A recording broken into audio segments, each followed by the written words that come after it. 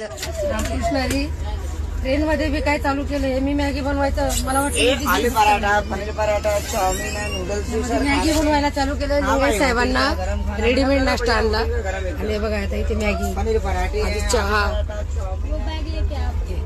म्हणजे सांगण्याचे तात्पर्य म्हणजे मला इथे पण सुट्टी नाहीये, इथे पण चालू आहे. किचन म्हणता येईल चालू आहे.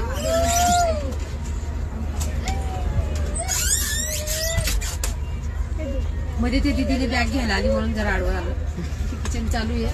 आता मॅगी होते. पाण्याच्या बाटल्या आणल्या आहेत 30 रुपयाला 2. त्याच्यातून आता मॅगी, त्यांना रेडीमेड नाश्ता. आधी किती जणांचा चहा झाला?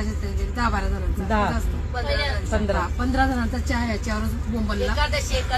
एकादशी आहे आणि पण सुट्टी नाहीये.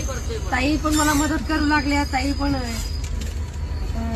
या तुम्ही पण मॅगी खायला, ज्यांचा उपास आहे त्यांच्यासाठी आमची एकादशी. मस्त चहा पण आम्ही खडी साखरचा बनवला. तुम्ही पण घरी खडी साखरचा चहा बनवून कधी कधी पीत जा, घशासाठी चांगला असतो. या मॅगी खायला.